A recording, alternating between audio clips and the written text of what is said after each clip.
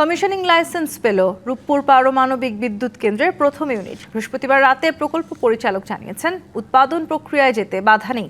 এর মধ্য দিয়ে আরও একটা মাইল ফলক অর্জন করতে যাচ্ছে দেশের প্রথম পারমাণবিক বিদ্যুৎ কেন্দ্র।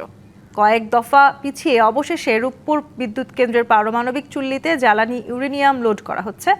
বিদ্যুৎ কেন্দ্রটির ইউনিট এ কে এর জন্য প্রস্তুত করা হয়েছে। রূপপুর থেকে প্রাথমিকভাবে অল্প পরিমাণ বিদ্যুৎ সরবরাহ শুরু হবে, যা ধীরে ধীরে বাড়ানো হবে। আরও একটা মাইল ফলক অর্জন করতে যাচ্ছে দেশের প্রথম পারমাণবিক বিদ্যুৎ কেন্দ্র। কমিশনিং লাইসেন্স পেয়েছে রূপপুর পারমাণবিক বিদ্যুৎ কেন্দ্রের প্রথম ইউনিট। যে কোনো সময় যাওয়া যাবে উৎপাদনে। এই বিষয়ে আরও জানতে যুক্ত হচ্ছি ঢাকা বিশ্ববিদ্যালয়ের অধ্যাপক ডক্টর মোহাম্মদ শফিকুল ইসলামের সাথে।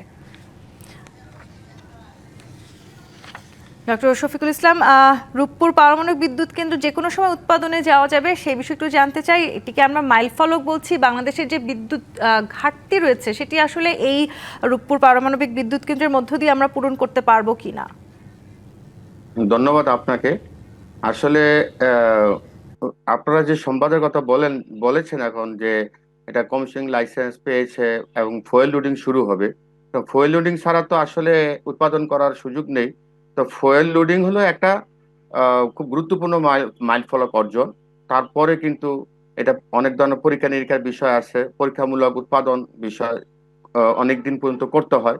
তো ফুয়েল লোডিং মানে হলো উৎপাদন, সহসা বিদ্যুৎ উৎপাদনে যাওয়ার কোনো সুযোগ নাই।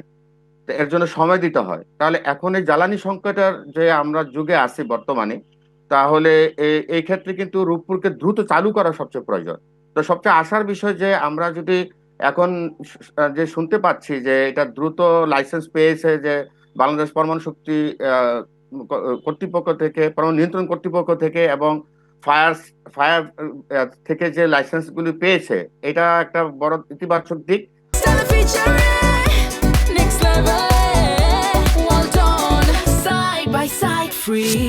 তাহলে তারপরে যদি ফুয়েল লোডিং হয় এই মাসের মধ্যে বা আগামী মাসের মধ্যে, তা আমাদের যদি দ্রুত প্রথম ইউনিটটা চালু হয়, তা এবং এটা পুরা সক্ষমতা বিদ্যুৎ উৎপাদন করতে হলে অনেক পরীক্ষা নিরীক্ষার প্রয়োজন। এর মধ্যে সবচেয়ে বড় পরীক্ষা করে গ্রিডের সাথে সমন্বয় করে গ্রিডের স্টেবিলিটির পরীক্ষা নিরীক্ষা। তো এগুলো অল্প অল্প ক্ষমতায় পরীক্ষা নিরীক্ষা করতে হয় অনেক সময় নিয়ে। তো এগুলোর জন্য সময় দিতে হয় 10 মাস থেকে 1 বছর। তাহলে পূর্ণ সক্ষমতা বিদ্যুৎ উৎপাদন করতে পারবে এবং ওটার জন্য একটা লাইসেন্স নিতে হবে। তার অর্থ হচ্ছে যে আমরা যদি দ্রুতই ফুয়েল লোডিং করা দরকার, যেহেতু যত দেরি হচ্ছে ততই আমাদের অর্থনৈতিক ঝুঁকি বাড়ছে। এটা আমরা অনেকদিন ধরে এটা শুনছি যে এটা উৎপাদন ফুয়েল লোডিং হওয়ার কথা, ফুয়েল লোডিং হচ্ছে না, বিভিন্নভাবে তারিখ পিছাচ্ছে। তার মানে আমরা চাচ্ছি যে যেহেতু রূপপুর একটা বড় ধরনের বিনিয়োগ একটা প্রকল্প, এটা যত দ্রুত চালু হবে ততই আমাদের অর্থনৈতিক ঝুঁকি কমবে এবং জ্বালানি যে সংকট থেকে আমরা 1200 মেগাওয়াট যদি এই বছর আমরা পাই, তাহলে এই 1200 মেগাওয়াটের সমপরিমাণ যে জ্বালানি আমদানি করার প্রয়োজন পড়তো, সেটা থেকে আমরা সাশ্রয় করতে পারবো। এতে আমাদের ডলার রিজার্ভ অনেকটাই সাশ্রয় হবে এবং এতে রূপপুরবাসী বা আমরা যে বাংলাদেশি যারা অনেকদিন ধরে প্রতীক্ষায় বসে আছি যে এটা উৎপাদন যাওয়া প্রয়োজন এবং দ্রুত এটাকে চালু করা প্রয়োজন, তো সেটা হয়তো আমাদের ক্ষেত্রে আমাদের বিশ্বাস এবং আমাদের যে আস্থাটা অনেক বেড়ে যাবে যদি এটা দ্রুত চালু হয়। জি, ডক্টর শফিকুল ইসলাম, অসংখ্য ধন্যবাদ আমাদের সাথে যুক্ত হবার জন্য।